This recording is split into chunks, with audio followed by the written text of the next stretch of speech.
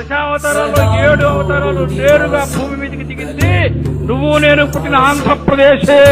తెలుసా తెలీదా? మొదటి అవతారం ఏది? మత్స్యావతారం. మత్స్యావతార దేవాలయం ఎక్కడుంది? నాగలాపురం ఎక్కడుంది? ఆంధ్రప్రదేశ్. రెండో అవతారం ఏది? కూర్మావతారం. శ్రీకూర్మం ఎక్కడుంది? ఆంధ్రప్రదేశ్. మూడో అవతారం ఏది? వరాహ అవతారం. వరాహ క్షేత్రం ఏది? తిరుమల ఎక్కడుంది? ఆంధ్రప్రదేశ్. వరాహ అవతారానికి నరసింహావతారం ఎక్కడుంది? మహానంది ఎక్కడుంది? ఆంధ్రప్రదేశ్. వామనావతారం దేవాలయం ఎక్కడుందో తెలుసా? మండలంలో ప్రకాశం జిల్లాలో చెరుకూరు గ్రామంలో త్రివిక్రమ వామన స్వామివారి దేవాలయం ప్రకాశం జిల్లాలో ఉంది. వామన స్వామి అవతారం దేవాలయం ఎక్కడుంది? ఆంధ్రప్రదేశ్. అవునా కాదా?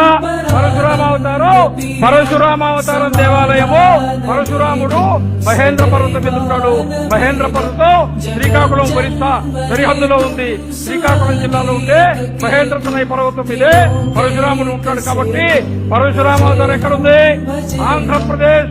రాముడు ఉత్తరప్రదేశ్, బలరాముడు ఉత్తరప్రదేశ్, కృష్ణుడు ఉత్తరప్రదేశ్. అఖిలాండ కోటి బ్రహ్మాండ నాయకుడు, కలియుగ ప్రత్యక్ష దైవం సాక్షాత్తు వెంకటేశ్వర స్వామి తిరుమలలో ఉన్నాడా లేడా?